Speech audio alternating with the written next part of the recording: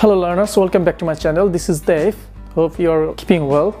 আজ আমরা শিখব কিছু past modals should have, could have, would have. Very important lesson.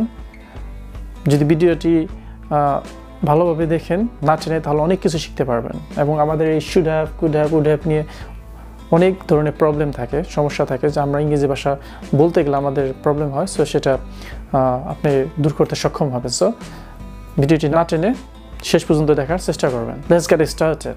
So should have, could have, would have তিনটাকে তারা contracted from যখন নেটিভ স্পিকার যখন তারা এইগুলোকে ইউজ করে তারা বলে should কে বলে should have কে বলে shoulda, would have কে বলবে could have কে বলবে coulda and would have কে বলবে woulda.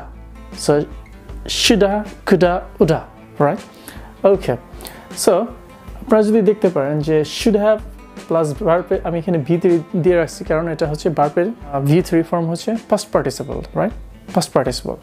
So আমরা should have টা when you are giving advice to someone or you regret for doing something, right? Or not doing something. আপনি যখন কাউকে advice দিবেন অথবা কোনো একটা কাজ করার কথা ছিল সেটা আপনি করেননি, সো সেই কারণে কিন্তু আপনি রিগ্রেটটা ইউজ করতে পারেন, অনুতাপ করা, অথবা যদি আপনি কারো কাজের উপর অ্যাডভাইস দিতে চান, উপদেশ, তাহলে আমরা শুড হ্যাভটা ব্যবহার করতে পারবো। কুড হ্যাভ ভার্বের v3 plus participle, something was possible, কোনো একটা কাজ পসিবল ছিল অতীতে বাট ইউ ডিডন্ট ডু, আপনি সেটা করেন না, রাইট?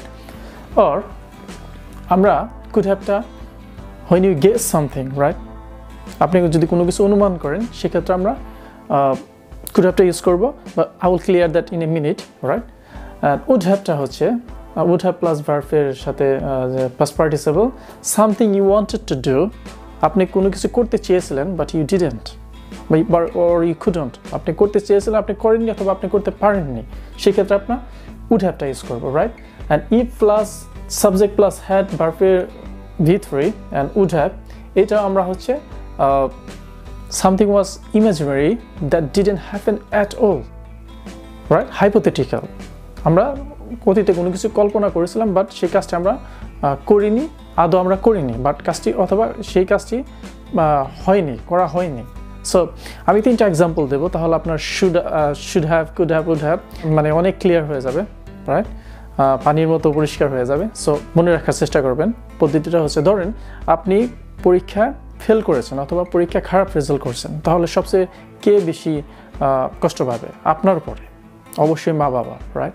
সো আপনি যখন বাড়িতে এসে বলছেন যে আমি পরীক্ষা ফেল করছি, তখন বাবা আপনাকে কিছু কথা বলতে পারে, ধরেন you should have practice more or you should have studied more, তোমার বা আপনার উচিত ছিল আর একটু বেশি পড়াশোনা করা, তাহলে আপনি পরীক্ষায় পাস করতে পারতেন। সো ইউ শুড হ্যাভ, আপনার বাবা আপনাকে বলতেছে you should have studied more, so আপনার আরও পড়াশোনা করা উচিত ছিল।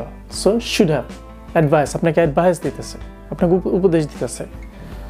Could have, something was possible, কাজটা করা সম্ভব ছিল, বাবা তারপরে আবার বাবা সেকেন্ড সেন্টেন্সটা বলতেছে you could have practice more or you could have studied more but you didn't, আপনি আরও ভালো পড়াশোনা করতে পারতেন বা পড়াশোনায় সময় দিতে পারতেন বাট আপনি করেননি।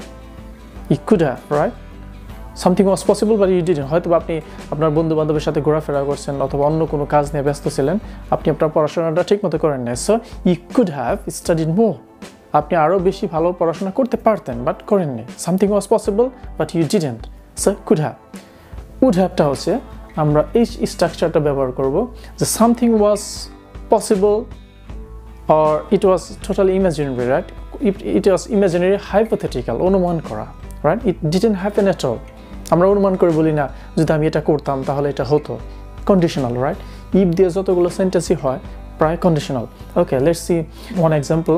If you studied hard you would have pass the exam or you would have made a good result, যদি আপনি ভালো মতো পড়াশোনা করতেন তাহলে আপনি পরীক্ষায় পাস করতে পারতেন অথবা ভালো রেজাল্ট করতে পারতেন। তাহলে কি এটা কন্ডিশনাল অ্যান্ড ইমাজিনারি? যদি আপনি ভালো মতো পড়াশোনা করতেন বাট আপনি তো করেন না, it didn't happen at all, মানে আপনি এটা কাজটা করেন নাই। So clear?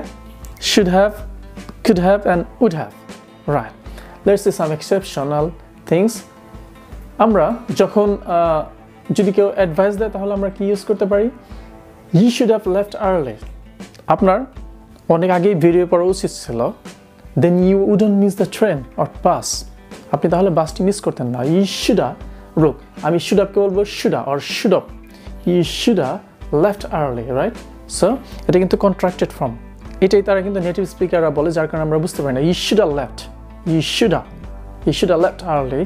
আমরা অনেক আগেই বেরিয়ে পড়া উচিত ছিল, তাহলে আপনি ট্রেনটি মিস করতেন না। আর আমি যখন রিগ্রেট করি, অনুতাপ করি, I should have gone to the bed early. I should have gone to the bed early. আমার কি অনেক আগেই ঘুমিয়ে পড়া উচিত ছিল, আমি যেহেতু রাত জেগেছি, so I'm tired now, right? So regret করা। Okay, could have, something was possible or guess, কোনো কিছু অনুমান করা, right? ধরুন যে ডেভিড কাজে late, why David is late today, right? আমরা বলি না যে আজ ডেভিড কেন লেট, অথবা why John is late today, why John is late। অথবা আপনারা একজন আরেকজনকে জিজ্ঞেস করছেন, যারা কলিগ ছিলেন, একজন তার মধ্যে থেকে বললো যে he could have got stuck in traffic, সে ট্রাফিকে আটকা পড়তে পারে। কারণ হয়তোবা আপনি অনুমান করছেন 50-50, হতেও পারে নাও হতে পারে, right? You are guessing, right? সে জ্যামে আটকে পড়তে পারে। অথবা আপনি কিন্তু এখানে যেহেতু অনুমান করার ক্ষেত্রে আপনি কিন্তু মাইট হ্যাভটাও ইউজ করতে পারেন। মাইট হ্যাভ, হি মাইট হ্যাভকে নেটিভ স্পিকার তারা বলবে might've, he might've got stuck in traffic. Second one, he could have forgotten that we are meeting today, সে সম্ভবত ভুলে গেছে যে আজকে আমাদের মিটিং ছিল। হি might have or he might have forgotten that we are meeting today, right? So আপনি অনুমান করার ক্ষেত্রে কিন্তু could have or might have টা ইউজ করতে পারেন। could have হবে coulda, might have হবে mighta। এবার আসি would have দিয়ে। would have দিয়ে আমরা কি বলেছিলাম যে something you wanted to do but you didn't, right?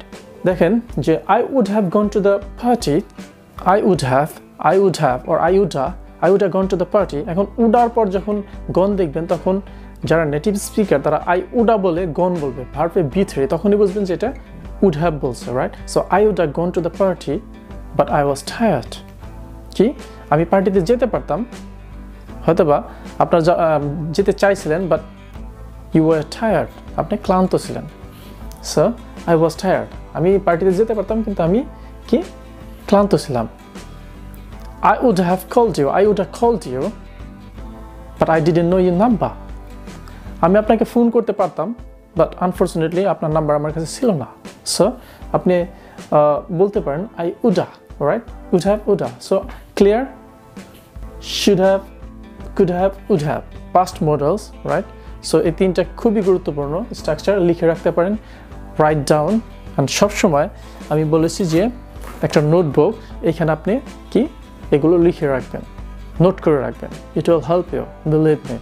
আপনি চাই আমার এই চ্যানেলের মাধ্যমে শিখেন, যদি যেখান থেকে শিখেন যদি নোট করে রাখেন তাহলে খুবই ভালো হবে এবং ভবিষ্যতে আপনাকে হেল্প করবে যে আপনি যাতে এগুলো ভুলে না যান। Thanks for watching my video.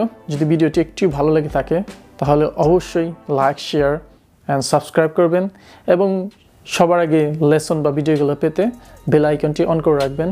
ভালো থাকবেন, সুস্থ থাকবেন, দেখা হবে পরবর্তীতে কোনো লেসন নিয়ে। Bye bye.